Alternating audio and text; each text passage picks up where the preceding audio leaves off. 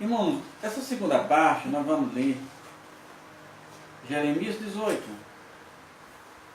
que tem como título ou como epígrafe o vaso do oleiro, a impenitência do povo. Vamos ler. A palavra do Senhor que veio a Jeremias, dizendo: Levanta-te dessa casa do oleiro, e lá te farei ouvir as minhas palavras. E desci à casa do oleiro, e eis que ele estava fazendo a sua obra sobre as rodas. Como o vaso que ele fazia de barro se quebrou na mão do oleiro, tornou a fazer outro vaso conforme o que pareceu bem aos seus olhos. Irmãos, é como falei, dezenas de vezes já falamos desse versículo, é comum as pessoas falarem desse versículo. Por exemplo, na nossa região, aqui mesmo nós temos aproximadamente, o nosso solo é formado apenas por dois tipos de solo. Então, uma grande dificuldade. O que chama atenção é porque o vaso que quebrou na mão do oleiro. Como todos sabem, eu já disse isso outras vezes, há 22 anos atrás eu fiz um curso de bijuteria em vaso ou em barro, de 40 horas. Aí a gente aprende, quando vai fazer, que nem todo barro dá uma joia. Nossa, era bijuteria, era trabalhar com joias de barros. Mas que nem todo barro dá uma obra. Uma coisa interessante que aprendemos, que aqui no nosso município, tem 90 e poucos quilômetros quadrados, nosso município é pequeno, 93,78 é um negócio desse, quilômetros quadrados, só tem um lugar que tem esse barro. E é dentro de um rio, numa propriedade privada. Então o barro para que dá um vaso não é um barro comum, não é qualquer barro. Tem que ser um barro escolhido. Ser um barro escolhido. Aí nós olhamos para a Bíblia e podemos traçar uma analogia para o Novo Testamento também. No Novo Testamento, no livro em Mateus 15, ou em João 15, versículo 16, Jesus diz: não foste vós que me escolheste, mas eu que vos escolhi a vós. Fomos escolhidos desta mesma maneira. Escolhe o barro, traz-se o barro para a sombra, e ali iremos manuseá-lo. É um processo manual, manusear aquele barro todo, para encontrar pequenas impurezas, pedrinha, tira tudo aquilo ali.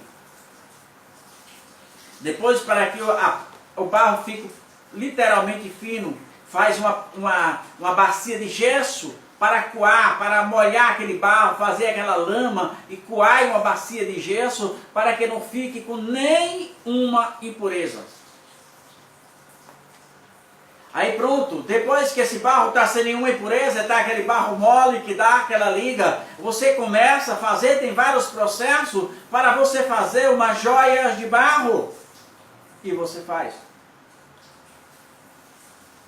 Enquanto você está fazendo aquela joia e com aquele barro como que fosse uma massa de modelar, você tem a possibilidade de fazer, desmanchar várias vezes a mesma peça e refazê-la quantas vezes você quiser, porque o barro está trabalhando, você está amassando, você está moldando o seu vaso. Naquele processo, que é o que acontece no Jeremias 18, o vaso quebrou na mão do oleiro em processo de moldação. Estava moldando o vaso.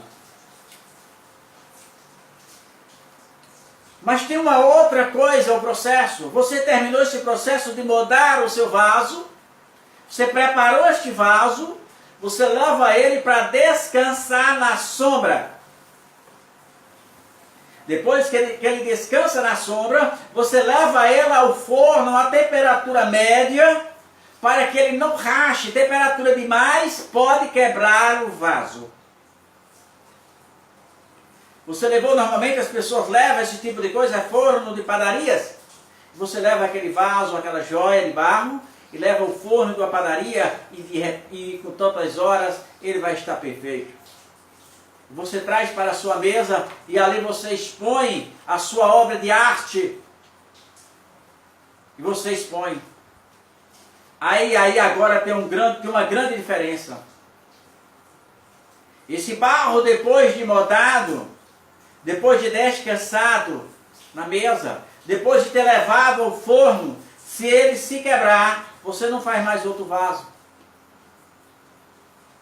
Mesmo que você pegue todo aquele vaso, passe ele no moinho, desfaça dele uma pequena farinha e molhe aquela massa que ela não dá mais liga. É considerado massa morta, ela queimou. Porque devemos tomar cuidado com a nossa vida espiritual. Quando nós começamos a nossa vida espiritual, como está escrito, vamos ler o que diz, vamos confirmar o que diz João, no capítulo 15.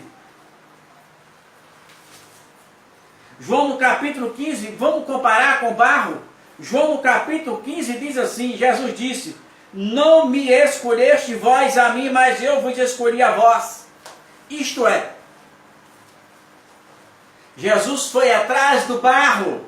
Jesus nos encontrou um barro cheio de impurezas lá no mato. Foi isso que Jesus nos encontrou. Foi Ele que nos achou. Não fomos nós que alcançamos Cristo. Foi Ele que nos alcançou. É o que está escrito em João 15, o versículo 16. Aí Jesus traz nós. Aí Jesus começa a tirar as impurezas. Jesus começa a nos ensinar, nos capacitar. Aí vem logo, o barro está pronto. Já tirou as impurezas. Já foi modado, está bem modado. Aí o pastor diz, está na hora de batizar. Está na hora de batizar. E chega lá, o pastor faz a profissão de fé. Se você crê que Jesus, morreu na cruz do Calvário para nos salvar. Se você crê na morte vicária de Cristo, você está pronto a obedecer à igreja, e você diz tudo aquilo. Você está sendo um barro levado ao forno. Aí depois de tudo aquilo, o pastor mergulha você nas águas. O mergulhar nas águas, podemos comparar aquele barro que depois de modado, depois de descansado, levou-se a um forno em temperatura média para queimar. E depois que ele sai do forno, você traz. Aí Jesus traz para a sua casa. Está o vaso perfeito. Você é batizado dessas águas. Começa a participar do corpo de Cristo. Você é batizado com o Espírito Santo. Você vai para frente de uma igreja como uma vitrine. Como você pegou aquele vaso e colocou no melhor lugar do seu escritório. Isso é na igreja. E ele ficou na vitrine, estava brilhando. É quando o Espírito Santo batiza o cidadão com o Espírito Santo. Aí ele agora está queimado, o vaso totalmente queimado. Ele tem que tomar cuidado. Porque se ele quebrar nesse estágio, ele não dá mais o mesmo vaso. Se quebrasse no processo de modar o vaso, você podia modar, refazer o vaso quantas vezes fosse necessária. Mas uma vez batizado com o Espírito Santo, uma vez participado do corpo de Cristo, você pode continuar com o mesmo valor para Cristo, mas não com a mesma posição. Lembre-se, porque o escândalo é muito grande. Vamos dar um exemplo. Um pastor dos anos 80, muito conhecido, de 80 para 90, pastor norte-americano por nome Dennis Wegner, um dos maiores pregadores daquela época, que todo mundo sabia quem era ele, um pregador muito eloquente, e ele caiu. E ele veio para a televisão assim e confessou que caiu. E o que aconteceu? Deus perdoou Dennis Wegner? Lógico que perdoou. O perdão de Deus é automático. Mas Dennis Wegner nunca mais foi o mesmo na vitrine. Ele saiu da televisão, daquela frente que ele estava, porque as pessoas, quando olhavam para ele agora, ele não via mais aquele pregador renomado, cheio do Espírito Santo, viu um homem que pecara.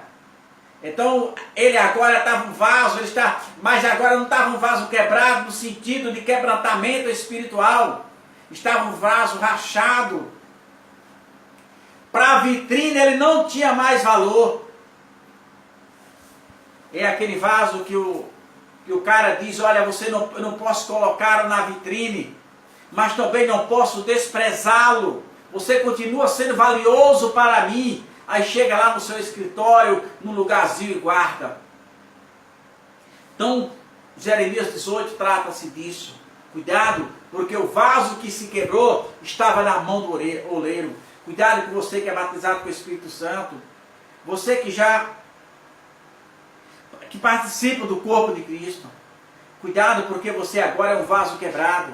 E deixa eu repetir novamente. Um vaso quebrado, mesmo que se ele moído, ele se torna matéria morta. Matéria morta não dá liga. Matéria morta não dá mais liga.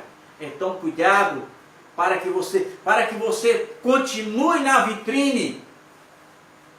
Para que você continue nessa vitrine espiritual. Vigie, ore, peça a Deus sabedoria e reconheça que é totalmente dependente de Deus.